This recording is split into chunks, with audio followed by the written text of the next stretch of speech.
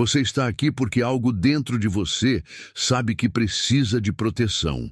Não é paranoia, não é fraqueza, é o seu espírito reconhecendo uma realidade que a sua mente ainda tenta racionalizar.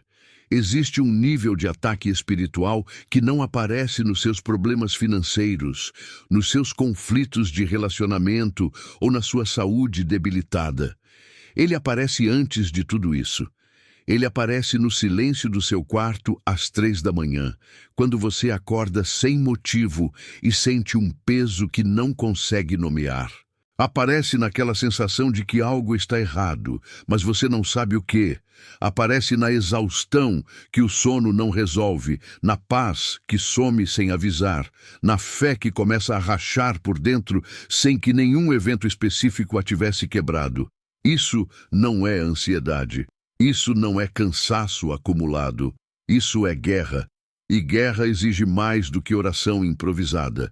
Exige posicionamento. Exige palavras certas, ditas com consciência, enraizadas em aliança com o Espírito Santo. Hoje eu quero te mostrar 10 palavras. Não são palavras mágicas, não são fórmulas religiosas que você repete mecanicamente antes de dormir. São 10 posições do coração, expressas em linguagem, que quando declaradas com fé genuína, ativam dimensões da proteção do Espírito Santo, que a maioria dos cristãos passa a vida inteira sem acessar. O problema não é que o Espírito Santo não quer te proteger. O problema é que ninguém te ensinou a receber essa proteção. Ninguém te mostrou que há uma diferença enorme entre pedir socorro depois que o mal chegou e construir uma blindagem antes que ele se aproxime. Essa diferença começa agora. Deixa eu te perguntar algo direto. Você já estava bem, a sua vida estava seguindo, a sua fé estava firme e, de repente, sem nenhum evento que justificasse, tudo mudou? Não de forma dramática, de forma sutil, como se alguém tivesse girado um botão invisível e a atmosfera ao redor de você simplesmente deixasse de ser a mesma. A paz foi embora primeiro, depois veio a irritação sem motivo, depois o distanciamento de Deus que você não conseguia explicar nem para si mesmo. Você continuava orando, continuava indo à igreja, continuava fazendo tudo certo por fora, mas por dentro havia uma fratura que ninguém via. Isso tem um nome, e esse nome não é depressão, não é fase difícil, não é consequência de pecado não confessado. Isso é uma investida espiritual que chegou pela porta dos fundos, enquanto você estava olhando para a porta da frente.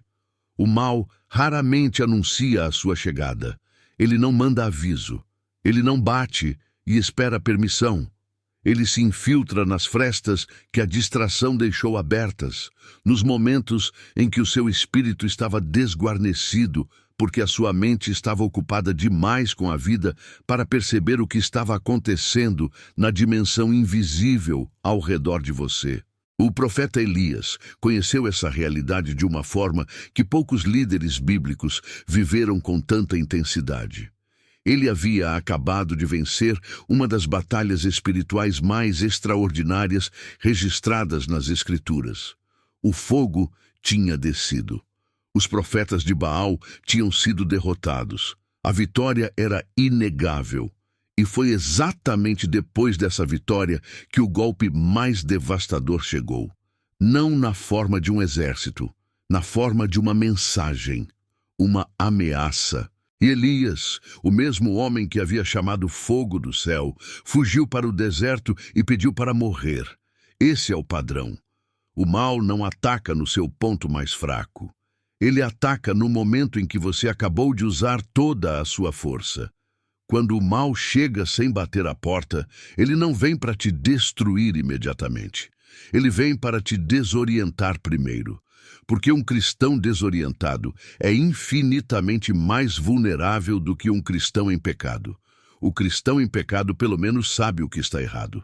O cristão desorientado não sabe nem por onde começar. A desorientação é a arma preferida. E ela funciona porque a maioria das pessoas, quando se sente assim, começa a questionar a própria fé, a própria caminhada, a própria relação com Deus. Começam a procurar o erro em si mesmas quando o problema não estava dentro delas, estava ao redor delas.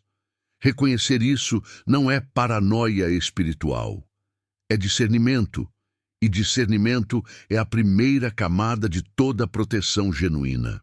Porque você não pode se proteger do que você se recusa a ver.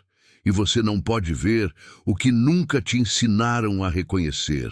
Por que a proteção espiritual falha mesmo em quem ora todo dia? Essa é a pergunta que ninguém tem coragem de fazer em voz alta dentro da igreja. Mas todo mundo já pensou. Se eu oro, se eu busco a Deus, se eu vivo uma vida dedicada à fé, por que ainda me sinto tão vulnerável? Por que o ataque ainda chega? Por que a cobertura que eu peço todo dia parece não ser suficiente para o que estou vivendo? Essa pergunta não é falta de fé, é honestidade. E ela merece uma resposta honesta. A maioria dos cristãos foi ensinada que oração e proteção são a mesma coisa, que se você ora, você está automaticamente coberto. Mas essa equação tem uma falha fundamental que ninguém explica. E essa falha está custando a paz de milhares de pessoas que oram fielmente e ainda assim se sentem expostas. Oração e proteção são dimensões diferentes da vida espiritual. Oração é comunicação. É o canal pelo qual você se conecta com Deus, expressa dependência, busca direção, derrama o coração. A oração é absolutamente indispensável, mas oração sozinha não é blindagem. Oração sem posicionamento é como ligar para o quartel-general durante a batalha sem nunca ter construído as muralhas ao redor da sua cidade. Você pode passar horas em oração e ainda deixar portas abertas que o mal usa como entrada. Não porque sua oração seja fraca, porque ninguém te ensinou a fechar essas portas. Um soldado que sabe se comunicar com o seu comandante, mas não sabe usar a sua armadura, vai para a guerra em desvantagem severa. Não porque a comunicação não seja vital, ela é. Mas porque comunicação e cobertura exigem habilidades diferentes, posições diferentes, consciências diferentes. Em Efésios capítulo 6, versículo 11, Paulo não diz para orar a armadura. Ele diz para vesti-la. Vestir é um ato deliberado, consciente, intencional. É algo que você faz antes de sair para o campo, não algo que acontece automaticamente porque você tem um relacionamento com o comandante. Muitas pessoas oram pedindo cobertura, mas vivem em um estado interno que contradiz tudo o que estão pedindo. Vivem na ansiedade constante enquanto pedem paz. Vivem no controle compulsivo enquanto pedem entrega. Vivem no temor enquanto declaram fé. O Espírito Santo não ignora essa contradição. Ele a vê com clareza absoluta, não para condenar, mas porque ele só pode preencher o espaço que você genuinamente abre para ele. Quando o medo ocupa o espaço que deveria ser da fé, a blindagem encontra resistência não do inimigo, mas do próprio coração de quem a está pedindo. Isso não é condenação, é libertação. Porque se o problema está dentro de você, a solução também está. As 10 palavras que vamos percorrer juntos não são pedidos, são ativações. E a diferença entre essas duas posições é a diferença entre uma vida de vulnerabilidade espiritual constante e uma vida blindada pela presença real e ativa do Espírito Santo. Existe uma imagem de Deus que foi construída ao longo de séculos de religião que precisa ser desfeita agora. A imagem de um Deus distante, observando seus filhos sofrerem de trás de um vidro divino, impassível, aguardando o momento certo para intervir, segundo uma agenda que você não tem acesso. Essa imagem não é bíblica, ela é religiosa. E ela tem feito mais mal à fé das pessoas do que qualquer ataque espiritual jamais poderia fazer. O Espírito Santo não observa o seu sofrimento com distância. Ele o sente. Isso não é metáfora. Em Efésios capítulo 4, versículo 30, Paulo diz para não entristecer o Espírito Santo de Deus. Entristecer. Essa é uma palavra de emoção profunda, real, genuína. Se o Espírito Santo pode ser entristecido, ele sente. E se ele sente tristeza, ele sente tudo que está conectado a ela. Ele sente quando você chora sozinho no seu quarto e acha que ninguém está vendo. Ele sente quando o peso do ataque te dobra por dentro, enquanto você mantém o sorriso por fora para não preocupar as pessoas ao redor. Ele sente quando a sua fé racha no silêncio e você não tem nem palavras para orar, só lágrimas que descem sem pedir licença.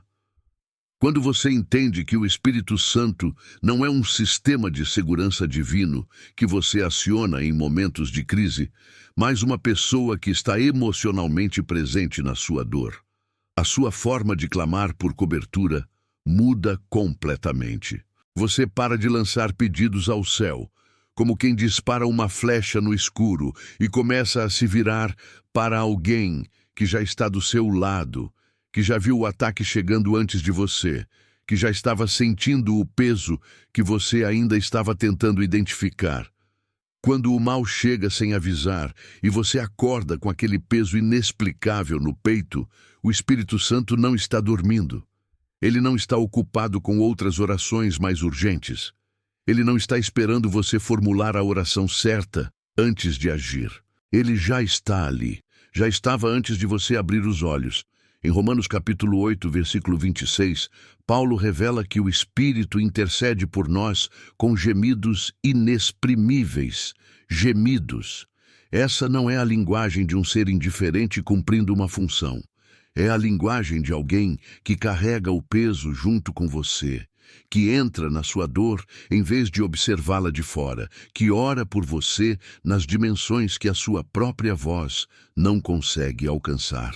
Há uma cobertura operando sobre a sua vida que você nunca pediu, nunca orou por ela, nunca teve consciência dela. Uma cobertura que nasce não dos seus méritos, mas da intimidade do Espírito Santo com o Pai, intercedendo por você em linguagem que transcende o que qualquer oração humana poderia expressar. E se ele já intercede assim por você, o que acontece quando você deliberadamente se alinha com essa intercessão? Essa é a pergunta que as 10 palavras respondem.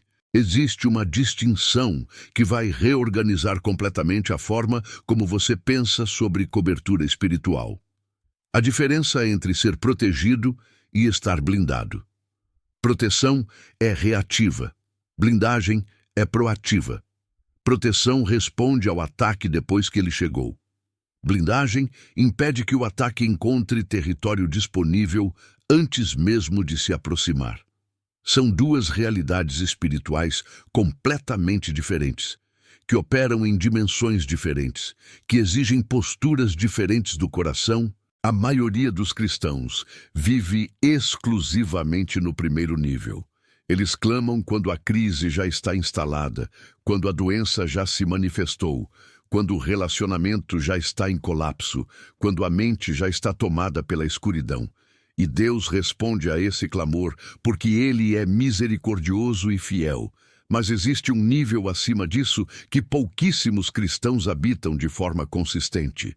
2 homens moram em casas vizinhas em uma região de tempestades frequentes. O primeiro homem, toda vez que a tempestade chega, corre para reforçar portas e janelas, tenta minimizar o dano enquanto a chuva já está dentro de casa. O segundo homem construiu a sua casa com materiais específicos para suportar tempestades. Vedou cada fresta antes que o inverno chegasse. Posicionou cada estrutura para resistir ao vento antes que ele soprasse. Quando a tempestade chega, o segundo homem não entra em pânico. Ele descansa porque o trabalho já foi feito. Os 2 homens passam pela mesma tempestade, mas a experiência deles é radicalmente diferente. Não porque um tem mais fé que o outro, porque um entendeu que preparação e resposta são responsabilidades diferentes. A cultura espiritual que a maioria de nós herdou nos ensinou quase exclusivamente a responder. Nos ensinou a orar quando a crise chegou, a clamar quando o mal se manifestou, a buscar Deus quando a situação já estava fora do controle. Não há nada de errado com isso. Mas há algo profundamente incompleto. Cada uma das 10 palavras que vamos percorrer não é uma resposta a um ataque específico. Cada uma delas é uma camada de blindagem que você constrói na sua vida espiritual antes que qualquer ataque chegue. São posições do coração que, quando mantidas de forma consistente, criam uma atmosfera ao redor de você que o mal simplesmente não consegue penetrar com facilidade. A luz não precisa lutar contra a escuridão. Ela só precisa estar presente. Escuridão não pode permanecer onde a luz genuinamente habita. Isso é blindagem. Não é um escudo que você levanta em momentos de crise. É uma realidade que você constrói palavra por palavra, posição por posição, consciência por consciência. Reconheço a palavra que abre os olhos espirituais. Parece simples demais para ser poderosa. Parece pequena demais para ser a primeira camada de uma blindagem espiritual real. Mas essa palavra carrega um peso que vai muito além do que a sua aparência sugere. Todo ataque espiritual começa com a mesma estratégia, sempre, sem exceção. Ele começa tentando te fazer esquecer quem está com você, não te fazer duvidar de Deus em abstrato, te fazer esquecer, naquele momento específico, naquela situação específica, que o Espírito Santo está ali, presente, ativo, consciente de tudo que está acontecendo ao redor de você e dentro de você simultaneamente. O mal é extraordinariamente eficiente nessa estratégia porque ele não precisa te convencer de uma grande mentira teológica. Ele só precisa te distrair o suficiente para que a presença do Espírito Santo se torne um conceito que você acredita em teoria, mas não sente em realidade.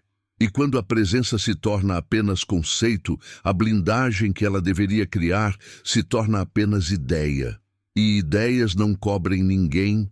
Reconhecer é o ato de trazer de volta ao primeiro plano o que a distração empurrou para o fundo.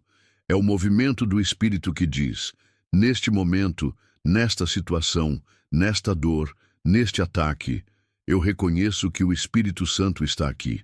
Não estava aqui ontem e vai estar amanhã. Está aqui agora. Esse ato não é passivo. Ele é um dos movimentos mais ativos que um ser humano pode fazer no campo espiritual. Porque ele exige que você deliberadamente desvie a sua atenção do que está te atacando e a direcione para quem está te cobrindo. E essa mudança de foco, por menor que pareça, altera a atmosfera espiritual ao redor de você de uma forma que o inimigo não consegue ignorar. Quando você entra em um quarto escuro e acende a luz, você não precisa empurrar a escuridão para fora. Você não precisa negociar com ela, combatê-la, decretar contra ela. Você simplesmente acende a luz e a escuridão deixa de ter lugar. Reconhecer a presença do Espírito Santo é acender essa luz. É um ato que transforma o ambiente sem precisar travar uma batalha direta com o que estava ocupando aquele espaço. Quando você reconhece o Espírito Santo em um momento de ataque, você não está apenas se protegendo, você está honrando. E a presença de Deus responde à honra de uma forma que não responde a nenhuma outra coisa. Não responde à perfeição, porque nenhum de nós a tem. Não responde ao volume da oração, porque barulho não é sinônimo de fé. Responde à honra, ao reconhecimento deliberado de que Ele está ali e que você sabe disso. A blindagem que o reconhecimento constrói é contínua. O Espírito Santo não oscila, não vai e volta, não aparece e desaparece conforme o seu desempenho espiritual. Ele permanece. E quando você começa a reconhecer essa permanência de forma consistente, a blindagem que se forma ao redor da sua vida começa a ter uma solidez que nenhum ataque consegue abalar facilmente. Permaneço. A postura que o inimigo não consegue mover. O inimigo não precisa te derrotar, ele só precisa te mover.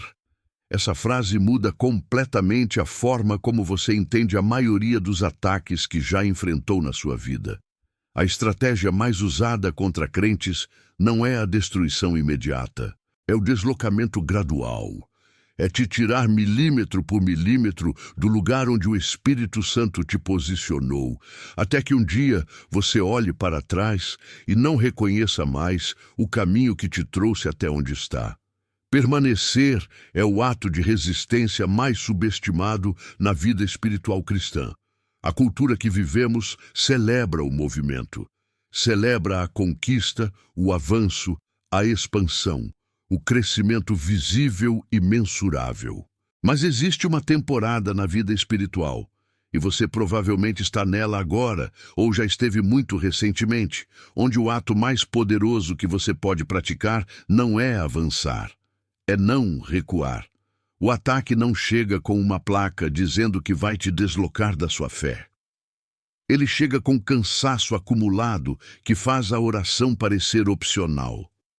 Chega com decepções repetidas que fazem a esperança parecer ingênua. Chega com o aparente silêncio de Deus que faz a busca parecer inútil.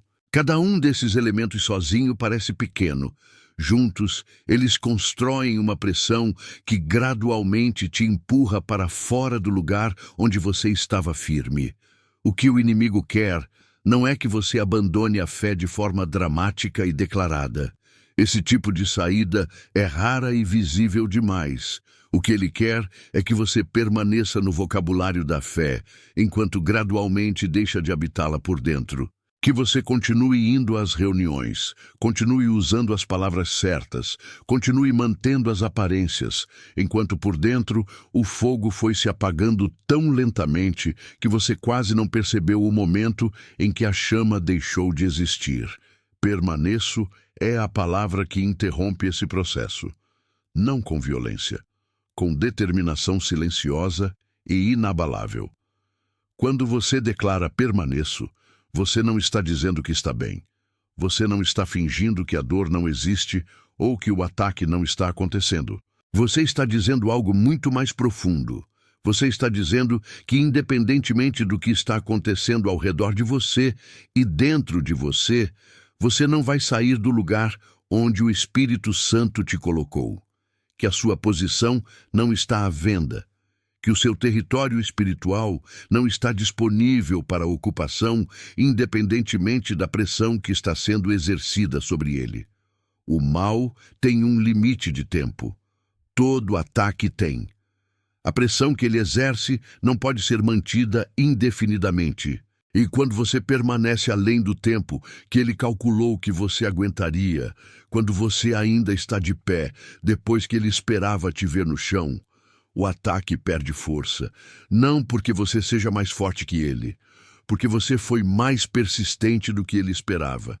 Permanecer é ganhar pelo esgotamento do inimigo, é a estratégia mais silenciosa e mais eficaz que existe na guerra espiritual. Confio, a palavra que desativa a armadilha do medo. O medo e a confiança não podem ocupar o mesmo espaço ao mesmo tempo. Essa não é uma afirmação motivacional, é uma lei espiritual. E entender como ela opera na prática transforma completamente a forma como você enfrenta os momentos em que o ataque tenta te paralisar. O medo funciona como uma porta. Quando está aberta, ele não apenas entra, ele convida outros. Convida à dúvida, convida à paralisia, convida às decisões apressadas que você toma quando está tentando escapar da pressão em vez de atravessá-la com discernimento. E o mal usa o medo com uma precisão cirúrgica, porque conhece exatamente quais são as suas áreas de vulnerabilidade, quais são os cenários que a sua imaginação amplifica, quais são as ameaças que te fazem reagir antes de pensar. Confiança não é a ausência de medo, é a decisão de não deixar que o medo determine a sua posição. Existe uma diferença enorme entre sentir medo e agir a partir do medo. O primeiro é humano, o segundo é uma escolha. E confio é a palavra que marca essa escolha com clareza no campo espiritual. É a declaração de que mesmo sentindo o que está sentindo, mesmo vendo o que está vendo, mesmo não tendo as respostas que queria ter, você está escolhendo ancorar a sua posição, não na evidência das circunstâncias, mas no caráter de quem está acima delas. Em segunda carta a Timóteo, capítulo 1, versículo 7, Paulo escreve que Deus não nos deu espírito de covardia, mas de poder, de amor e de equilíbrio. A palavra traduzida como covardia em muitas versões é a mesma palavra que descreve o estado de quem está dominado pelo medo.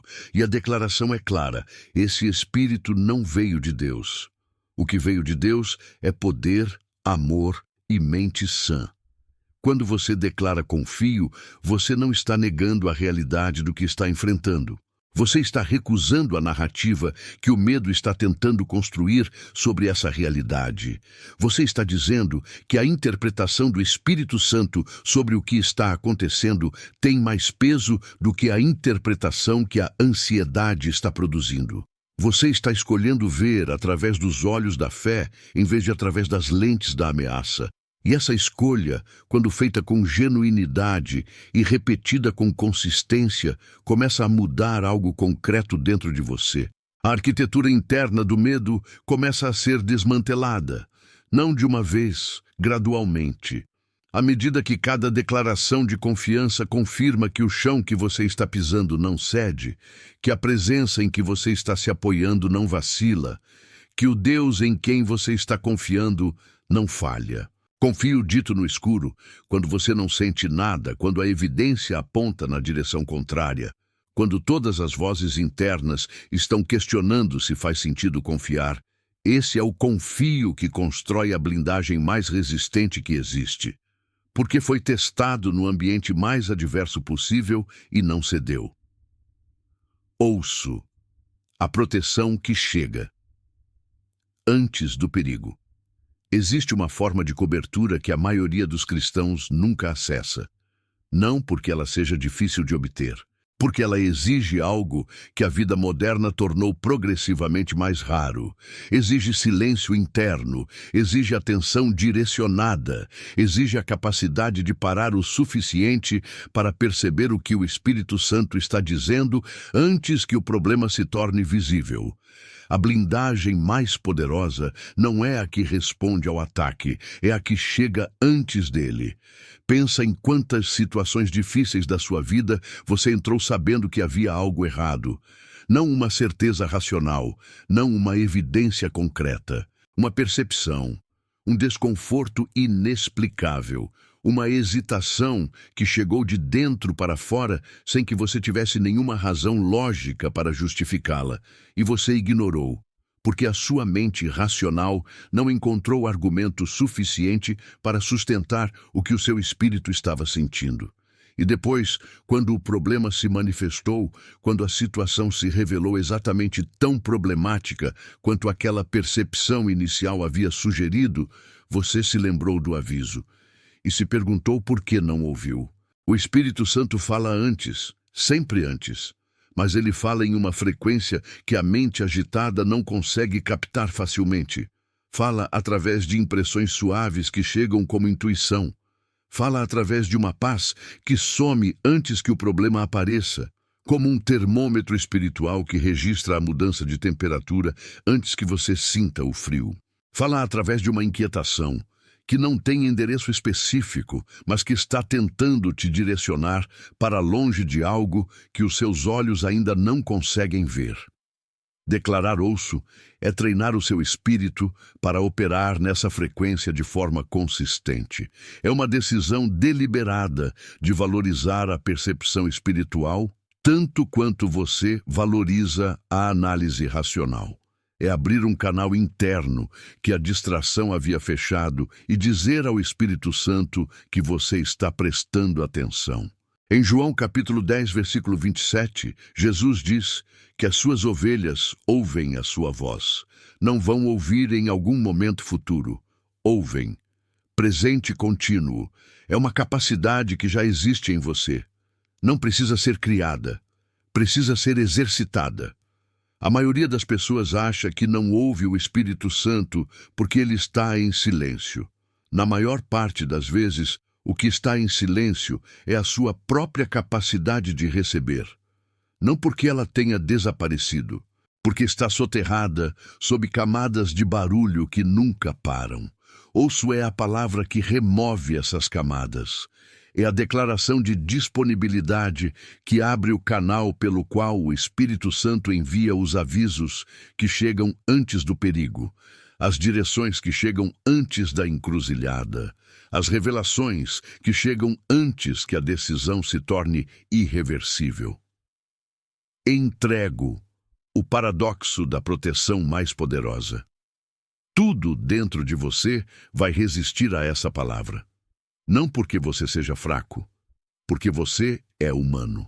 E todo ser humano carrega, em algum nível, a convicção profunda de que soltar é perder, que abrir a mão é ficar descoberto, que entregar é render-se ao que está tentando te destruir.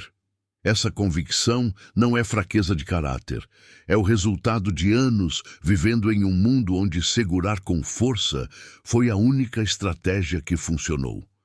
Mas no reino espiritual, essa lógica se inverte completamente. A cobertura mais poderosa que existe não começa quando você segura com mais força. Começa no exato momento em que você solta. Essa inversão é tão radical, tão contrária a tudo que o instinto humano conhece, que a maioria das pessoas passa a vida inteira sem acessá-la. Não porque ela seja inacessível, porque ela exige uma coragem que poucos estão dispostos a exercer. A vulnerabilidade real não nasce da ausência de força humana, nasce da presença de ansiedade.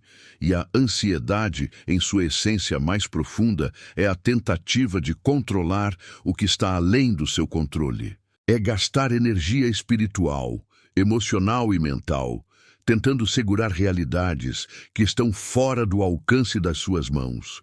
Enquanto você está gastando essa energia, tentando controlar o incontrolável, você está deixando de usar essa mesma energia para se manter alinhado com o Espírito Santo.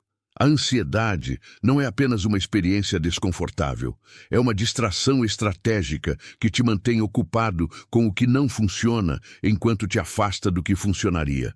Em 1ª Carta de Pedro, capítulo 5, versículo 7, a instrução é para lançar sobre Deus toda a sua ansiedade, porque Ele tem cuidado de você. A palavra lançar não é suave, não é colocar com cuidado, é um ato de força deliberada. É pegar o peso que você estava carregando e arremessá-lo em direção a Deus com toda a intenção do seu coração. É o oposto da rendição passiva. É uma rendição ativa que diz, eu paro de carregar o que nunca foi meu para carregar. Quando você genuinamente transfere o peso do que estava carregando para as mãos do Espírito Santo, duas coisas acontecem simultaneamente. A primeira é que você recupera a energia que estava sendo consumida pela ansiedade. A segunda é que você move o que estava sob cobertura humana limitada para cobertura divina ilimitada. E essa transferência não é simbólica, é real. É uma mudança concreta de responsabilidade no campo espiritual. O Espírito Santo não arranca de você o que você não quer largar. Ele aguarda a sua entrega. E quando ela acontece, genuinamente, sem retomar o controle 5 minutos depois, a blindagem que se forma ao redor da sua vida tem uma qualidade completamente diferente de tudo que você já experimentou.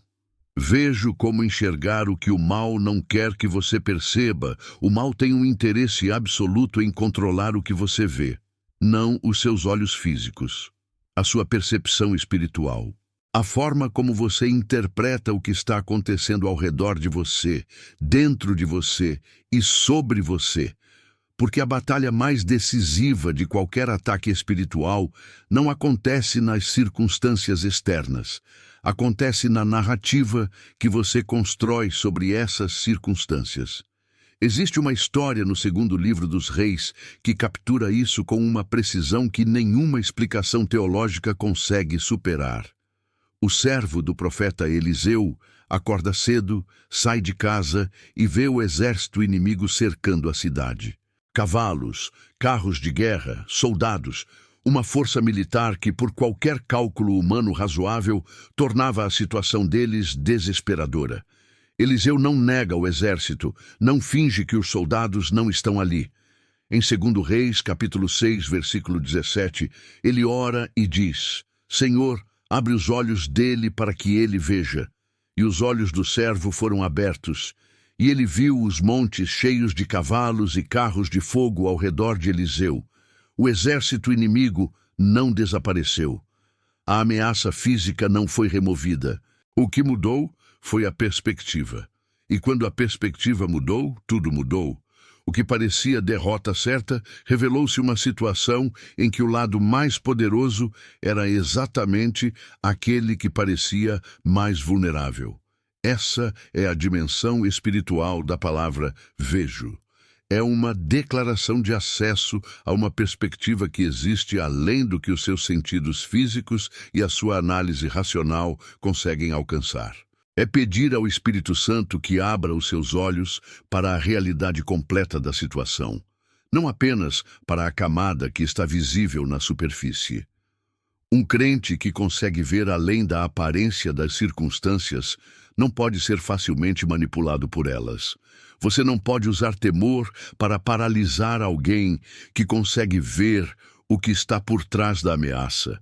Você não pode usar desespero para dobrar alguém que consegue ver o resultado que está sendo preparado no invisível. A cegueira espiritual não é uma condição permanente. É uma condição mantida pela distração, pelo barulho, pela pressa, pela dependência exclusiva da análise racional. E como é uma condição mantida, ela pode ser desfeita progressivamente, à medida que você deliberadamente exercita a percepção espiritual que o Espírito Santo quer desenvolver em você.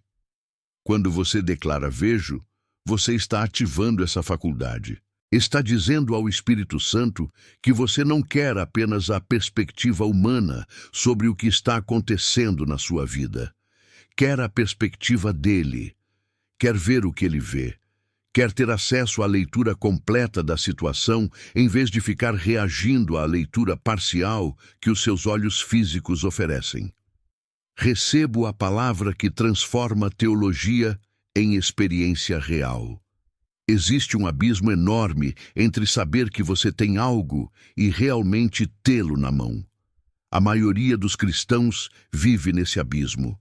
Conhece as promessas, conhece os versículos, conhece a teologia da cobertura divina com uma precisão que impressionaria qualquer seminarista, e ainda assim, na prática cotidiana, vive como alguém que não tem acesso ao que sabe que existe. Esse abismo tem um nome, chama-se posição de mendigo espiritual. É a posição de quem continua pedindo repetidamente o que já foi dado, de quem ora pela cobertura todas as manhãs como se ela precisasse ser conquistada novamente toda vez. De quem vive em um ciclo perpétuo de petição sem nunca chegar ao ponto da recepção genuína. E esse ciclo não é humildade, é uma falha de entendimento sobre o que Cristo já fez e o que o Espírito Santo já oferece. Recebo é a palavra que fecha esse ciclo. É o ato espiritual que transforma a promessa em posse, a teologia em experiência, o que está disponível em potencial, em o que está operando em realidade. É o equivalente espiritual de estender a mão para pegar o que já está sendo oferecido, em vez de continuar pedindo que alguém apareça com o que você precisa. Receber requer uma postura específica do coração. Requer que você acredite que é digno de receber. E aqui está onde muitos cristãos travam, não por falta de fé em Deus, por falta de fé na extensão da graça de Deus em direção a eles especificamente. Eles acreditam que Deus protege em geral. mas carregam, muitas vezes sem perceber, uma dúvida silenciosa sobre se essa cobertura se aplica a eles em particular, com toda a sua história, com todos os seus fracassos, com toda a distância que acumularam.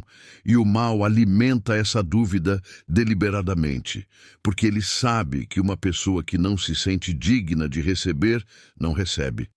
Não porque a oferta não esteja disponível, porque a mão nunca se estende para pegar o que está sendo oferecido. Quando você declara recebo, você está quebrando esse padrão.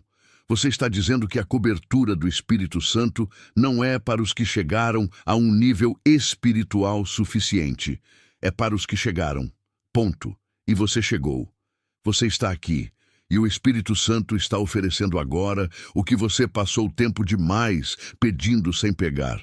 Recebo não é arrogância espiritual. É a resposta adequada à generosidade de um Deus que não oferece para depois negar. É a postura de um filho que finalmente parou de se comportar como órfão e começou a viver como herdeiro do que já pertence a ele. Descanso. A palavra que confunde o inimigo. De todas as 10 palavras, essa é a mais contraintuitiva e, por isso, é a mais poderosa.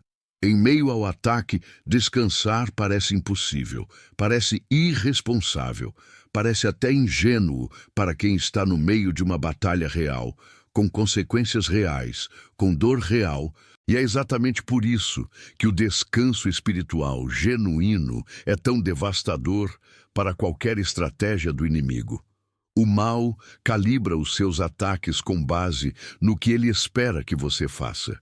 Ele espera desespero quando a situação parece perdida. Ele espera pânico quando o cerco se fecha. Ele espera que você entre em modo de sobrevivência, que comece a tomar decisões apressadas, que diga coisas que não deveria dizer, que faça movimentos que comprometem o território que estava seguro.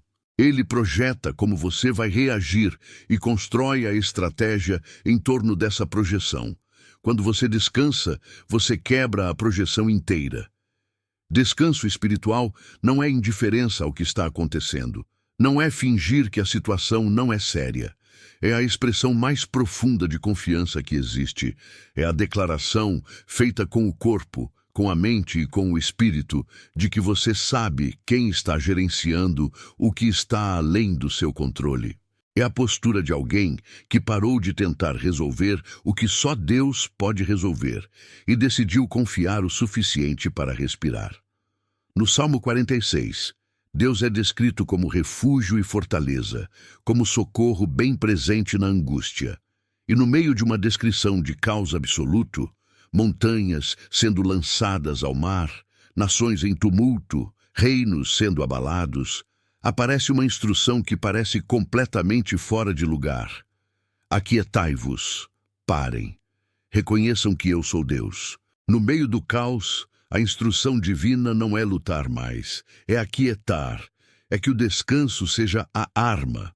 Quando você genuinamente descansa em meio ao ataque, o inimigo perde a alavanca que estava usando para te mover, porque a alavanca dele é sempre a sua reação emocional ao que ele projeta. Quando você para de reagir, quando você se aquieta no meio da tempestade, o poder da projeção se dissolve. O ataque continua, mas perdeu o combustível que dependia da sua agitação para se sustentar. Um espírito aquietado ouve com clareza. Um espírito aquietado percebe a saída que a agitação estava impedindo de ver. Um espírito aquietado está disponível para receber a instrução que o Espírito Santo estava tentando dar enquanto o barulho interno impedia a comunicação. Declare descanso não quando a batalha acabar. Declare agora, no meio dela. E observe o que essa declaração faz com a atmosfera ao redor de você. Declaro a dimensão profética da blindagem. Existe uma capacidade que foi dada ao ser humano que nenhuma outra criatura possui. A capacidade de usar palavras para criar realidade. Não é uma ideia da cultura do pensamento positivo. É uma verdade teológica que atravessa as Escrituras do início ao fim. Deus criou falando. Ele disse e foi. E quando criou o ser humano à sua imagem, transferiu para essa criatura uma dimensão dessa capacidade criativa que opera através da linguagem declarada com fé e alinhamento com a sua vontade. Quando você declara, você não está apenas descrevendo o que já existe. Você está participando da criação do que ainda não se manifestou. Você está usando a linguagem como instrumento de posicionamento no campo espiritual, estabelecendo realidades que o invisível precisa reconhecer e o visível vai eventualmente refletir. Isso não é magia, não é técnica de manifestação. É a operação do Espírito Santo, através de uma voz humana que escolheu se alinhar com o que Deus já determinou como verdadeiro. A diferença entre declaração espiritual genuína e palavrório religioso vazio está exatamente nesse alinhamento.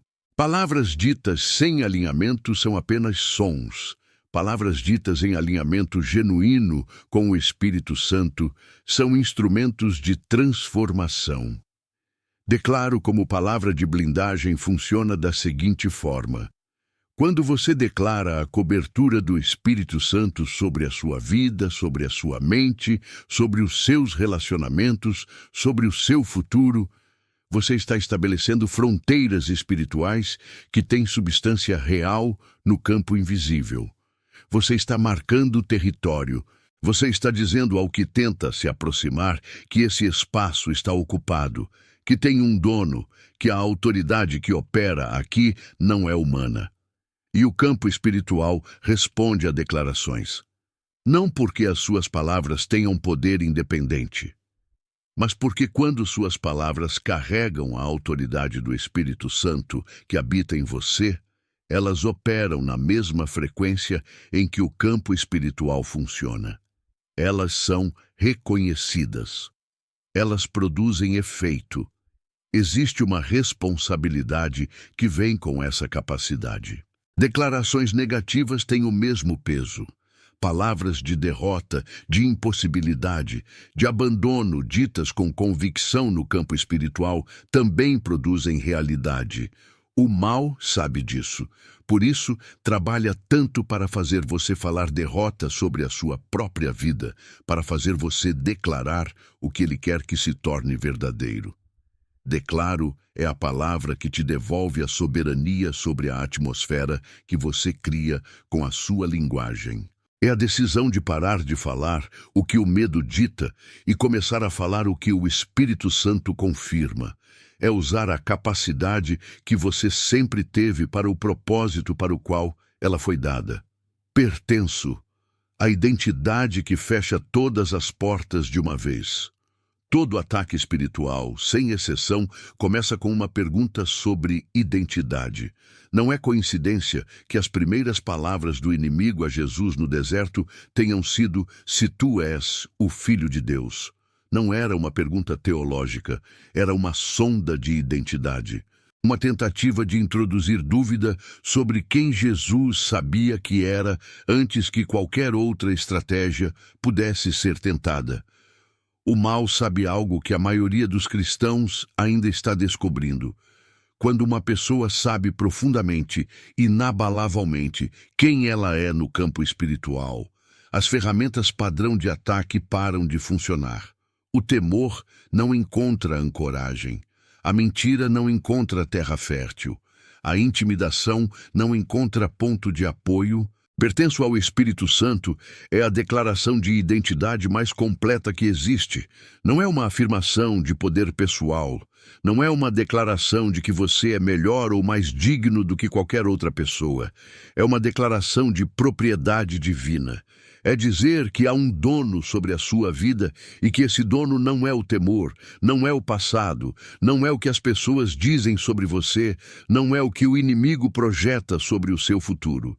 Quando você declara pertenço, você está dizendo ao campo espiritual que não há território disponível em você para ocupação não autorizada, Que cada dimensão da sua vida, a sua mente, as suas emoções, o seu corpo, o seu futuro, os seus relacionamentos já tem um habitante.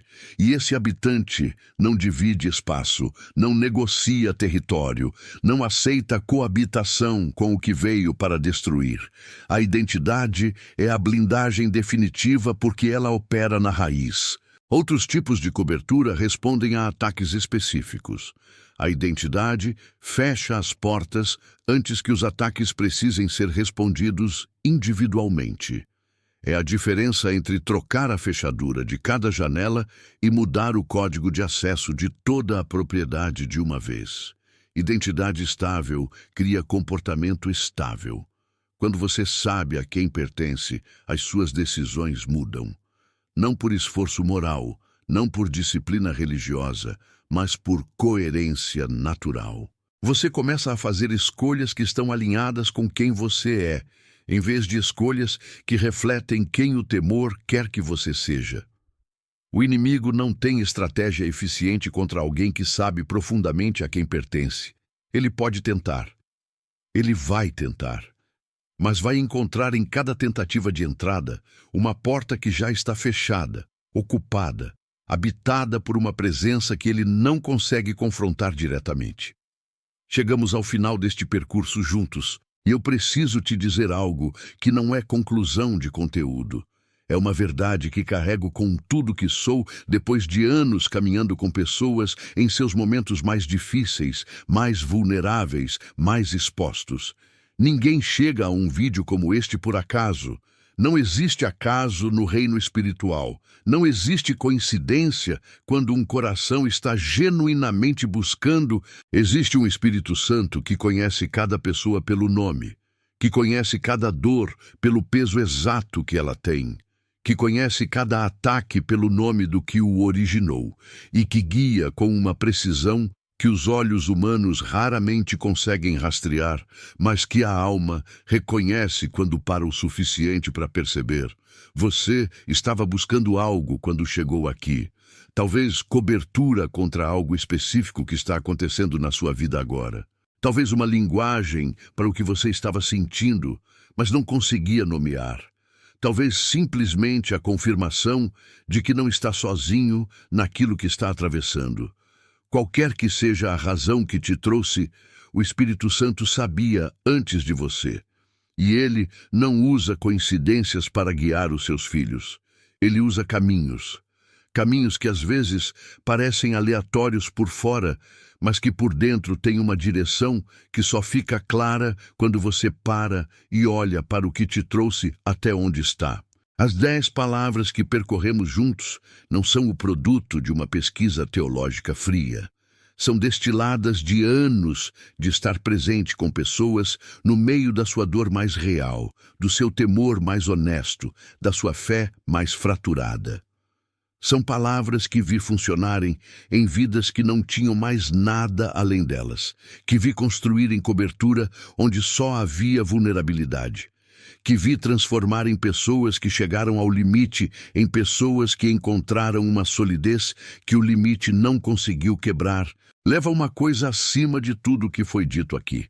A blindagem do Espírito Santo não é um benefício que você acessa quando se torna espiritualmente suficiente. É uma realidade que ele oferece exatamente para quem não é suficiente. Para quem está cansado, para quem está fraturado, para quem já usou todas as outras estratégias e chegou aqui porque ainda não desistiu completamente de encontrar algo que funcione. Se você está nesse lugar, este é o lugar certo. Declare as 10 palavras.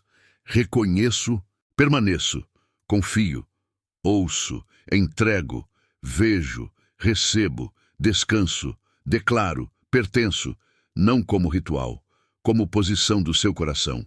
E observe o que o Espírito Santo faz com um coração que se posiciona honestamente diante dele. Você não está sozinho, nunca esteve. E a partir de hoje, você tem as palavras para reconhecer isso em voz alta.